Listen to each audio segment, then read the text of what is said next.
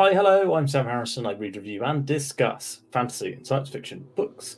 And I'm proud today to be interviewing and talking to the author of Soulstealer, Elle McInerney. Hi, I'm delighted to be here as well. Looking forward to it. Yeah, so I love doing author interviews on the channel. It's one of the biggest things that I always wanted to do when I first started doing BookTube is to be able to talk to indie authors and to kind of hopefully shine a bit more spotlight on the books that I love, that especially in the indie space.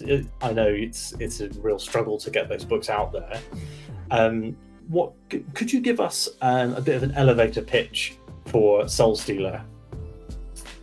Sure. I've managed to practice this one quite a bit now, so hopefully I'll be able to get it off.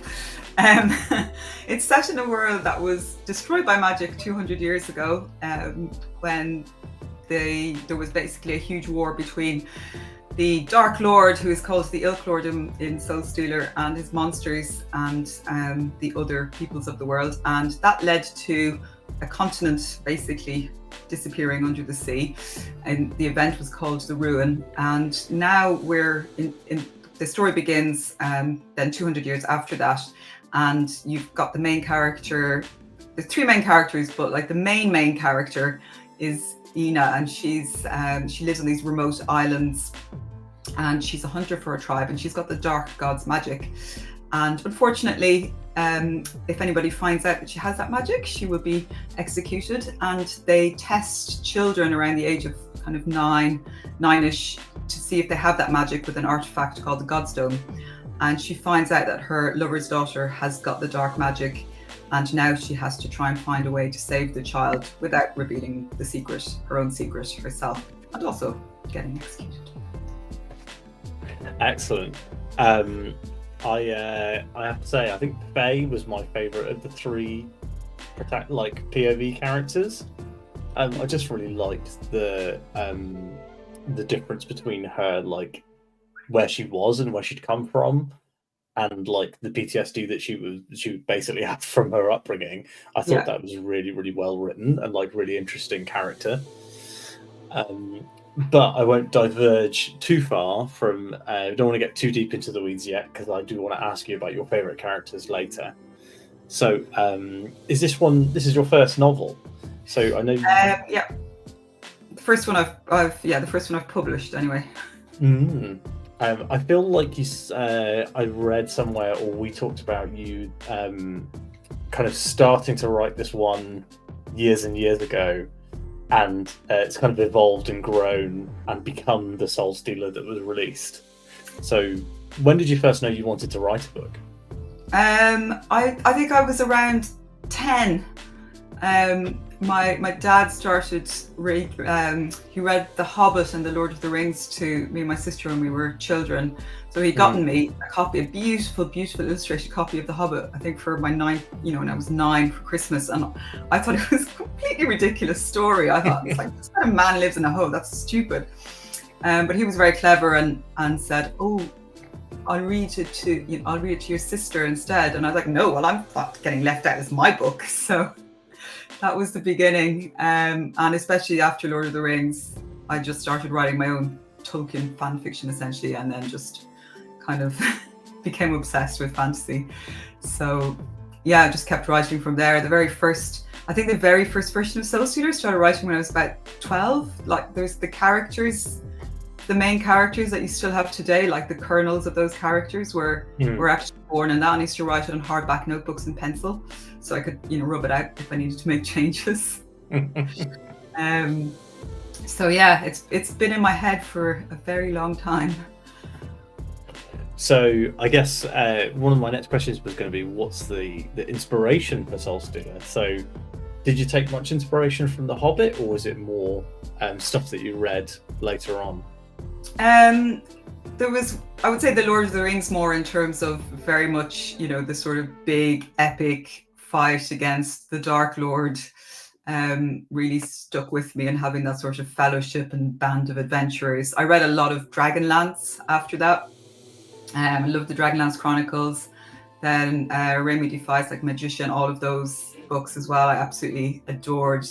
And then I think Wheel of Time probably ended up being one of the biggest influences, though. So there's quite a lot of bits in Soulstealer that were initially sort of Wheel of Time things, like even the Rune where you had the breaking of the world. Of course, yeah. And I think the idea of the magic system that I have, which is kind of weaving threads, but obviously in Wheel of Time, it's more you have the elemental type things, but you still kind of almost have this idea of weaving things together. So and then Ina actually basically Avienda, because I was always like, well, Avienda should be queer, she's like a maiden of the spear, this is just ridiculous. And I was like, I want her to be the main character, because all the main characters were always male back then. It changed a lot, and I was like, well, I really want to have a female main character. But actually my main character was male initially, and he's now the second book that's coming out. That's exciting. I'm currently reading Wheel of Time for the first time. Okay. So I read a lot when I was a teenager, and then stopped in my 20s, and came back to it in the pandemic, and I've been slowly trying to work my way through the classics. Yeah, the canon. So I've just finished book 7 last month. Oh, you're in the slog. I really liked book 7 though. We were in me and some other booktube friends were in Oxford this weekend, and we went into Blackwell's science fiction, and the manager there, I told him he was a big fantasy nerd, and he was chatting to us about loads of stuff. And I was like, oh, I've just finished book 7. He's like, oh, you beat book 6 then, which is just women arguing in a wood. And I was like, I think book 6 was my favourite one. Okay.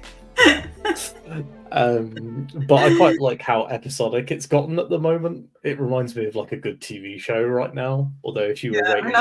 I always enjoyed reading it, and I think I had the first 5 all together. They were all published, and then after that it was like, the kind of multi-year wait between books, and I was thinking, he's going to die before he finishes this at the rate he's going.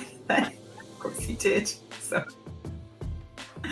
I shouldn't laugh, because I was devastated, but obviously I think Brandon Sanderson did a great job finishing it off.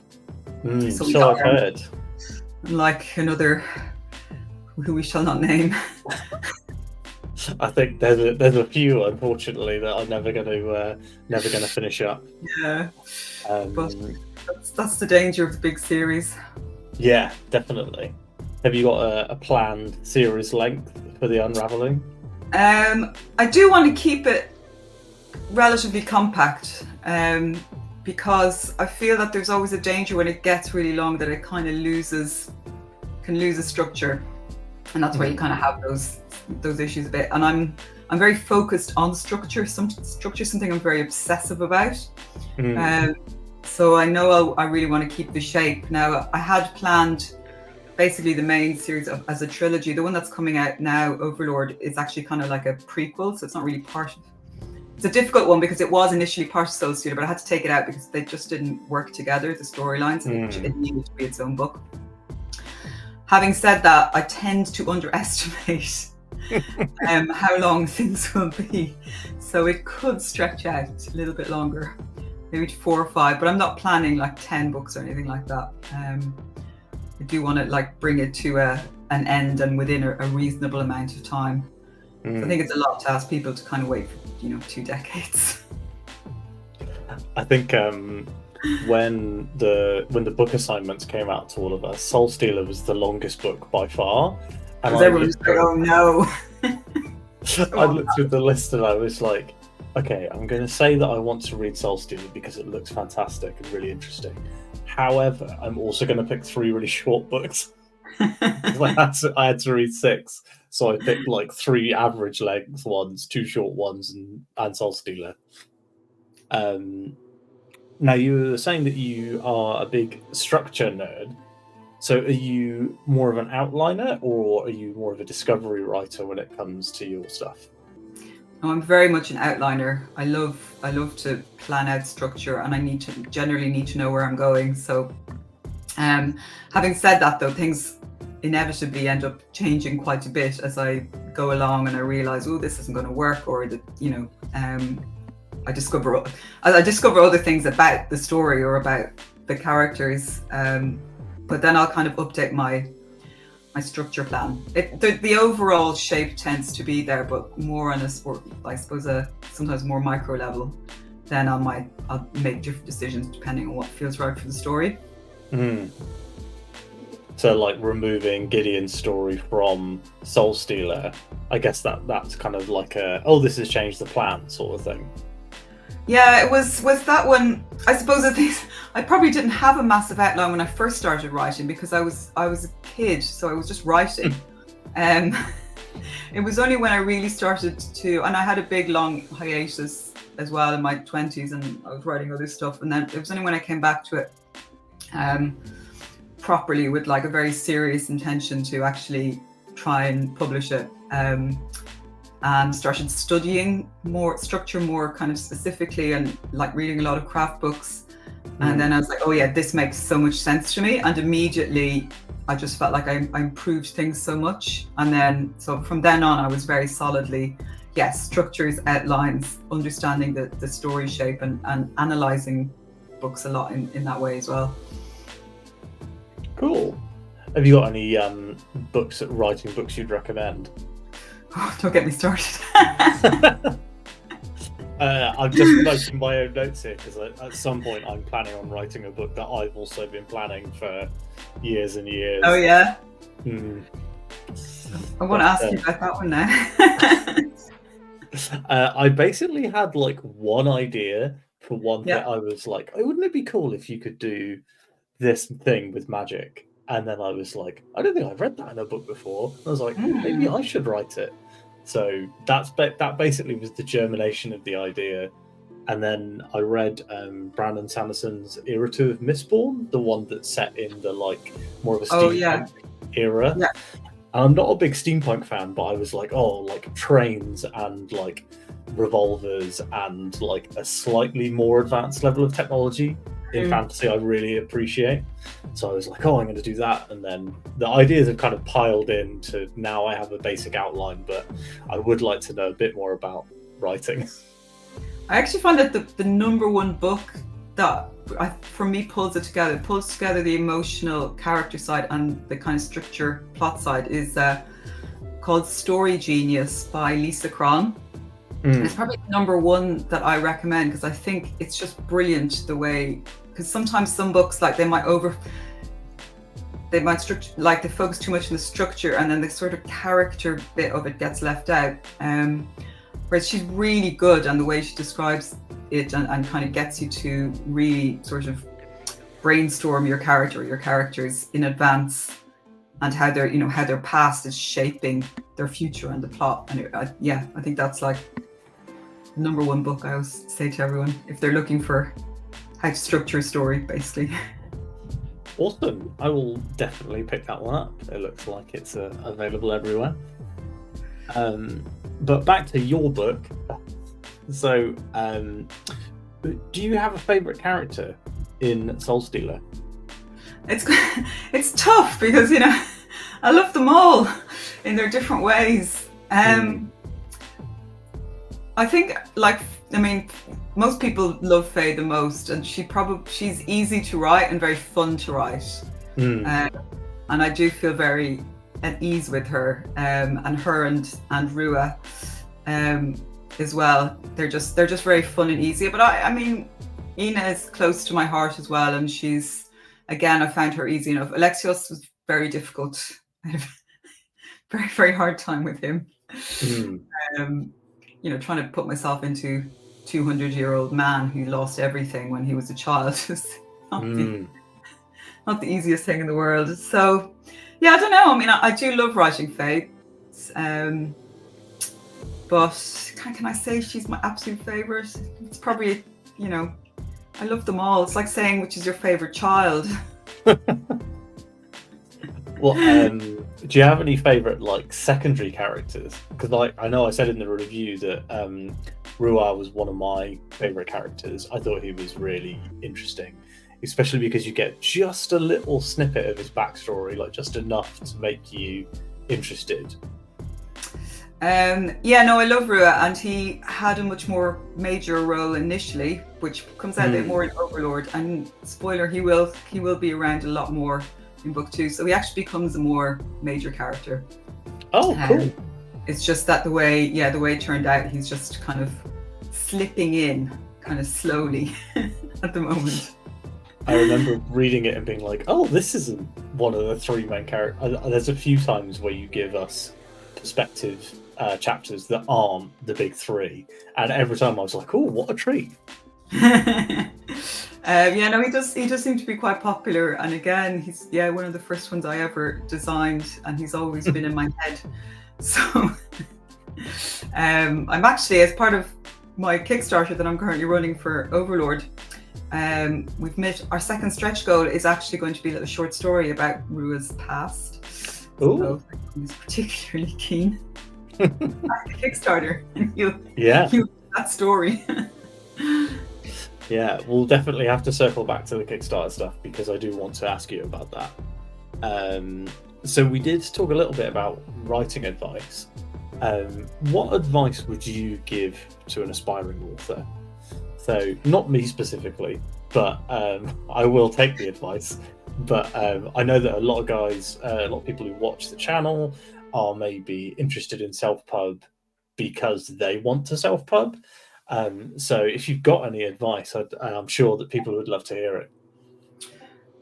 On the pure writing side of it and getting something written, I think the number one thing I discovered that makes the difference is sitting down every day and doing it, and scheduling the time and prioritizing that time as well. It doesn't have to be 7 days a week, but you want to be aiming for, ideally, I'd say at least four or 5 if you can. And even if it's 15 minutes a day, that's better than an hour once a week or something like that. Because that consistency means that your brain is kind of working on it in the background. And if you're distracted with other things and then you're only coming to write once, it's just really hard to write. And I noticed the difference myself if I've become distracted, especially now with the publishing side of things. You kind of sit down, and if you haven't been constantly at it, then it's like, oh, I don't know what to write now.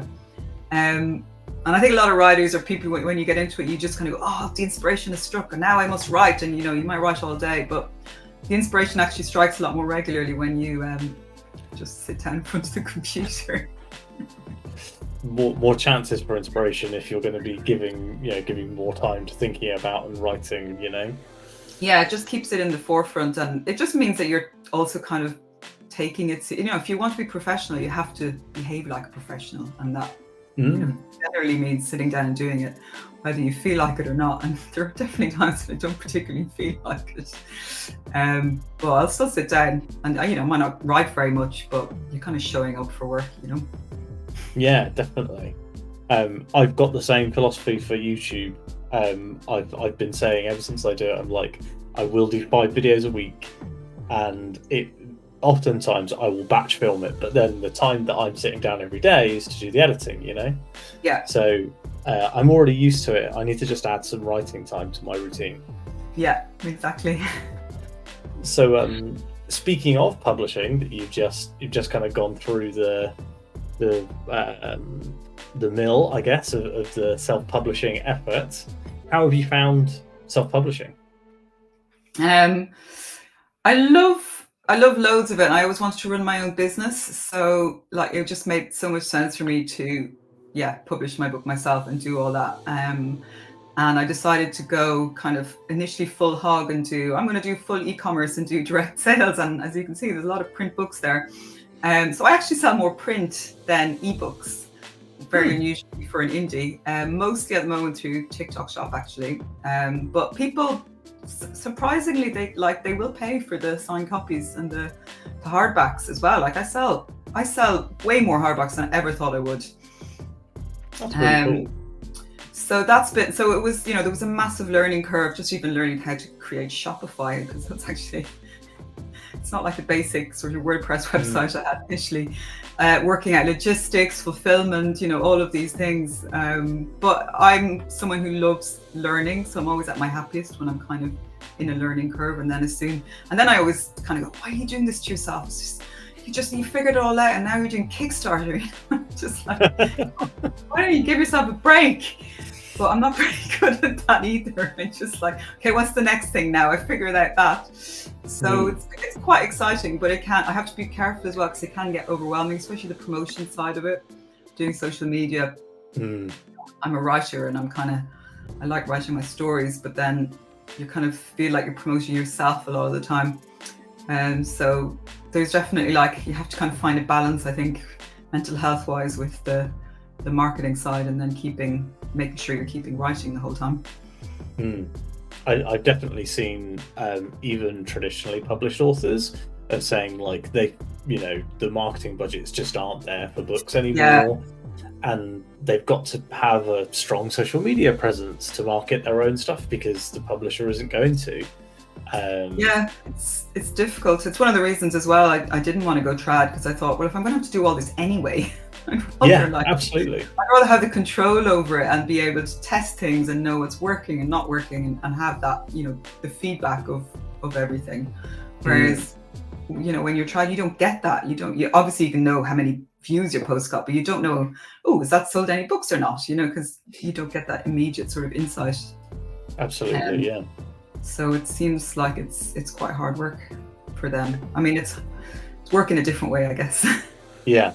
And I think the thing as well that's really good about being an indie publisher is that you don't have to, like, follow their schedule. So, like, oftentimes with TradPub, I know you'll finish a book and then it won't actually get in people's hands for over a year, because they'll be like, oh, we want it to launch in this window, and we want this cover artist, and they're not free until August, and all this sorts of stuff.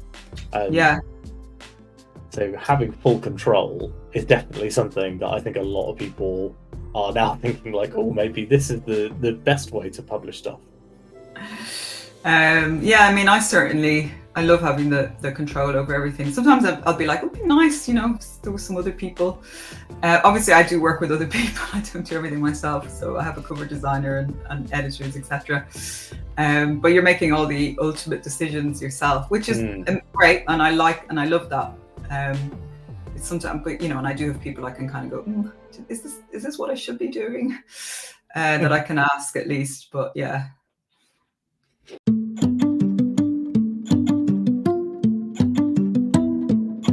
Hey, I'm in the car, so I'm here to talk to you about Your Paper Quest, a subscription bookish box which is kindly sponsoring this video and the rest of the content for the rest of Selfpub September. Your Paper Quest is a monthly bookish box that will send you 2 self-published books.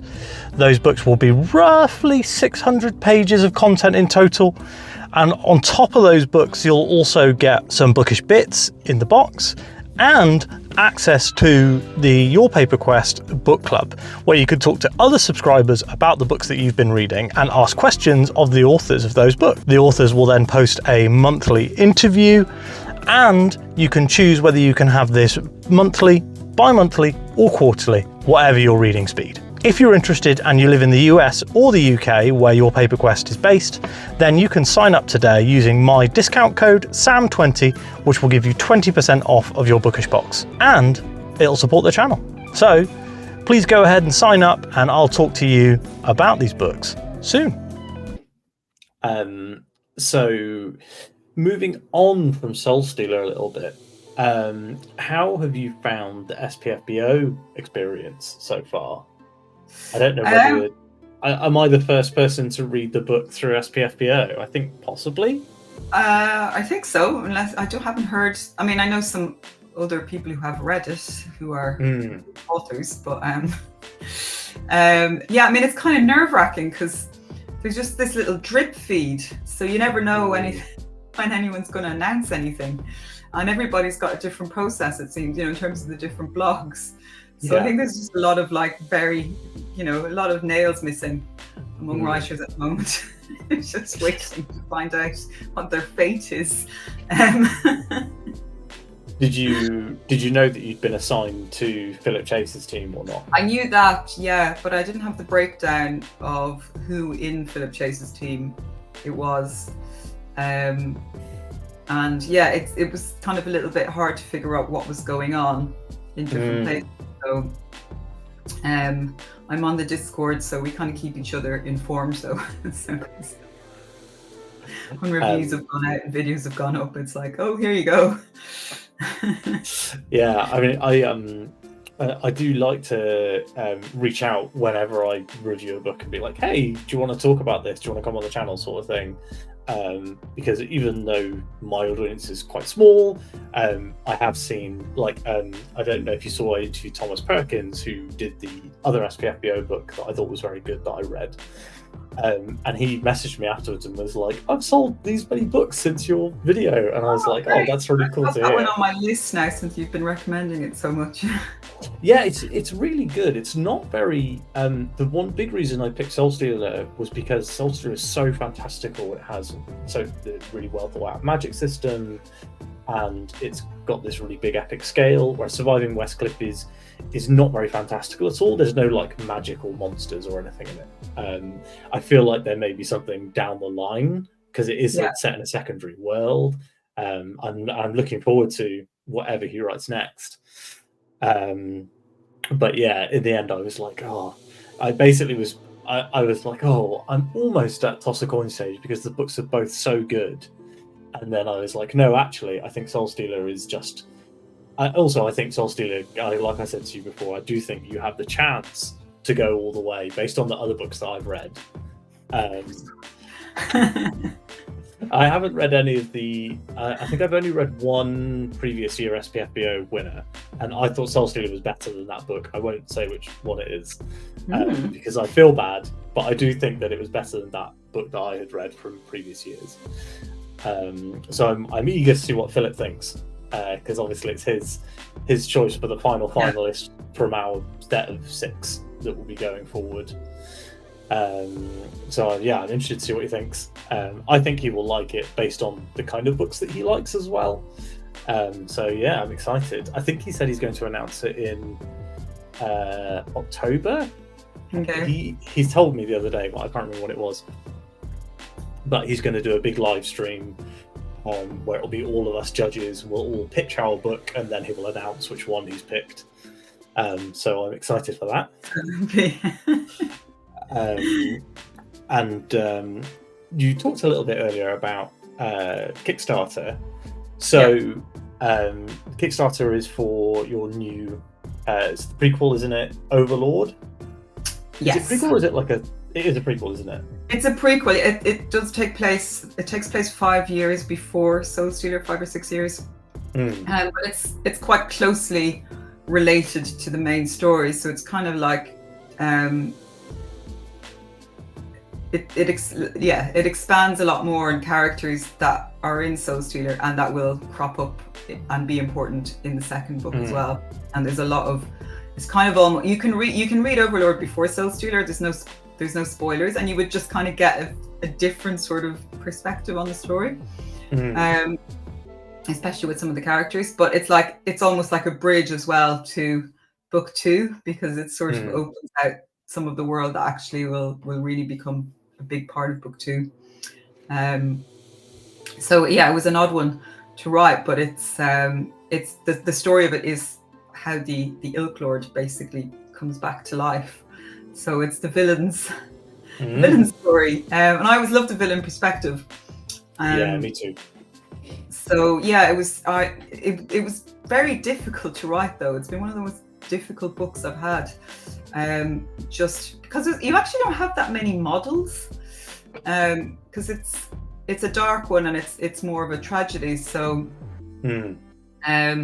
yeah, you've got to kind of go back to Shakespeare. My main model was Anakin Skywalker, really, and I'm not saying that's exactly what happens, but I'm just saying that when you're looking at a character who starts off being just young and powerful, but has this lure, let's say, and this kind of idea of a destiny. But yeah, it was challenging to try and get that right, and really kind of hit the emotional notes well, and structuring it was quite, because it's a much shorter novel than Soulstealer. It's only like it's about half the size of Soulstealer, but still has a lot of little micro like bits going on in it. I'm not describing that very well, but I'm trying not to give any spoilers. So. Of course, yeah. I mean, no one can read it yet, right? So, I was wanted to say congratulations, by the way, on the Kickstarter funding. I remember I'd been watching the link, and I was like, oh, when it goes live, I'll take a look and I'll share it to get some funding maybe. And I looked at the link when it launched and was like, oh yeah, this looks really good. I'll have a look at this properly later. And when I went back, it had already been funded. So pretty cool. Yeah, no, I'm pretty happy with it so far. It's my first Kickstarter, and I thought I would, because Kickstarter often gets used for the special editions, but I thought I wanted to test it out for a launch for a change. And partly because I'm really hoping to get to 3,000 in funding, because then I'm going to commission a piece by Jeff Brown, who does a lot of the most amazing fantasy covers. He's done a recent new one of the Dragonbone Chair, actually, by Tad Williams, which is just phenomenal. My copy is coming next month. I'm very excited. Yeah, and I just think he would just make just an amazing piece, and it will be based on Overlord, so Yelk Lord essentially, something like that. And then everyone who supports the Kickstarter will get a copy of it. Ooh, that's very exciting. So yeah, we funded for the book, which is great, and still kind of working towards we're getting there, closer, bit by bit. When does the Kickstarter end? On the 23rd, so Monday week, I think that's right. Now my brain's gone dead for 11 days from recording, but this will post next Tuesday. So next Tuesday, the 23rd, yeah, it ends at the 23rd. So you've basically got a week, everybody. So go out and support this Kickstarter. We need that Jeff Brown artwork. And I think that this series, from what I've read, definitely deserves a piece of art that epic. So everybody should definitely go out and give the support. There will be a link in the description to get your copy of Soulstealer, and there'll be a link in the description for you to pledge some money towards the Overlord Kickstarter. So please make sure you go and click both of those and do some good. Now, I think that's all the questions I had written down, except for one, which was, are you reading anything right now, and or have you read anything recently that you'd recommend to people who might have read and enjoyed Soulstealer? I've just finished a very epic series, in both size and scale and everything, which is the Chorus of Dragons series by Jen Lyons. And I'd never even heard of it. I picked up the first one in a charity shop, and I read it. It's about 800 something pages long, and I think I read it in a day. I couldn't put it down. So I did something which I very rarely do, and I promptly bought the bundle of the entire series, each of which is 800 and something pages long. So I've spent most of the summer reading it. And I just finished. It's very, very high fantasy, lots of magic, demons, dragons. Obviously, there's some crazy dragons.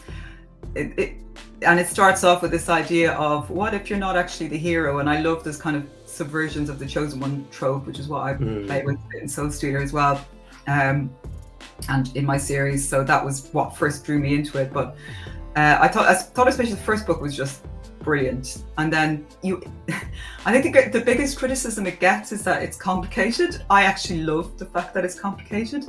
You need to almost be taking notes.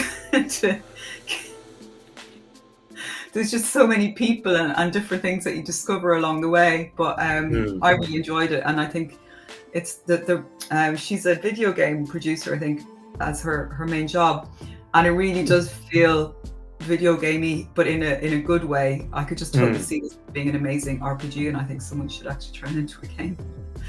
Yeah, I mean, that does sound pretty good. I'm trying to see what she's worked on. I can't see. However, Yeah, this I had heard of this one, and it isn't actually on my TBR, which is a crime. So I'm throwing it on there right now. Let me know what you think.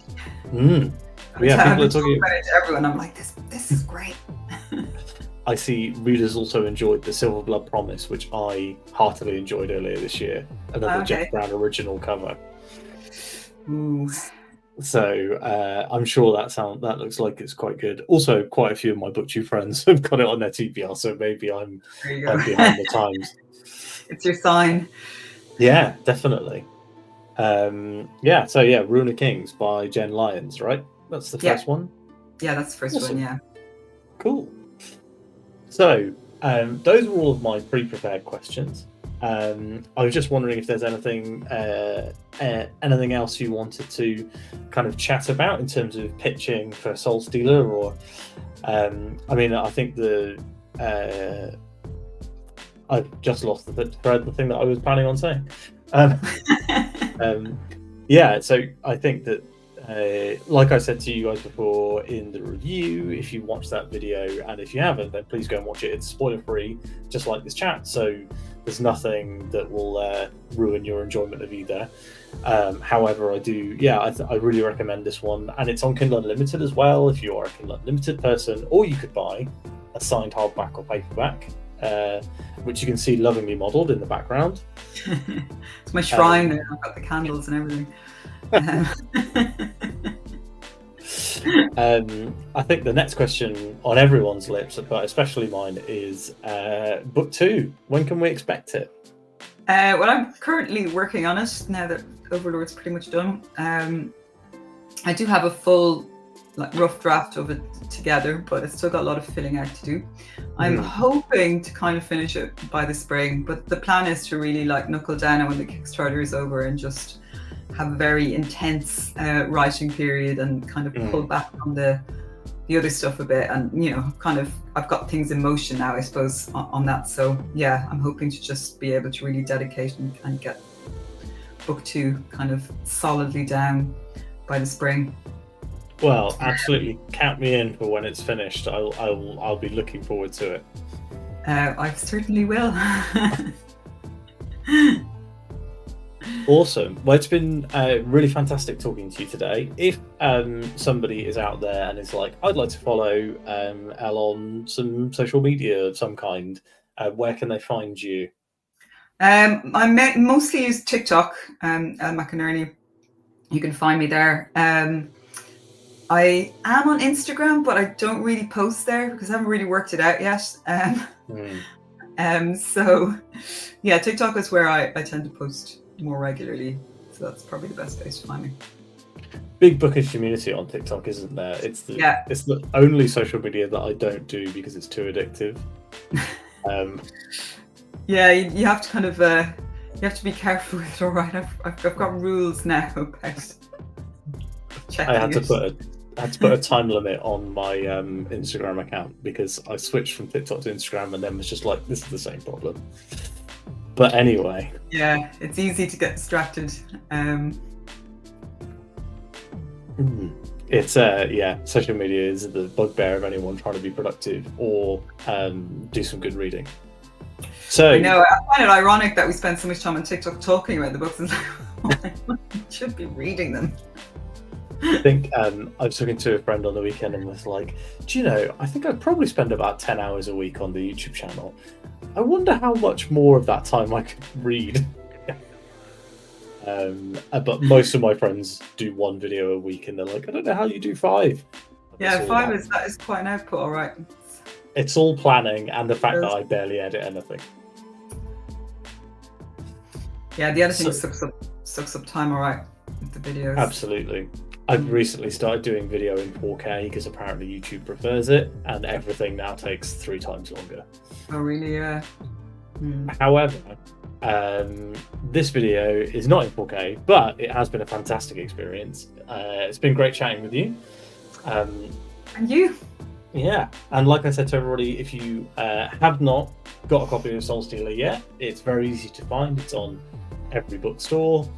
Well, it's on the bookstore, it's on Amazon, and you can also get a copy directly from Elle on her website. And of course, those are the only two places, but please make sure you also go and take a look at the Kickstarter. Links for everything will be in the description, so you won't miss out on anything. And yeah, I think that's everything. So if you have liked this video, please make sure to give it a like. If you have anything you'd like to chat with me about, or if you'd like to ask a question for Elle, I can always pass them on, then pop them down in the comments. And of course, if you haven't subscribed yet, please do. We've now hit 1,000 subscribers, which was my my 3-year goal, and we're 1 year in, so I'm very excited. Yeah, so there'll also be an ad inserted into the middle of this video. Apologies if you hate that, but I'm trying to make them fun. And of course, I will speak to you tomorrow. Goodbye. Bye-bye.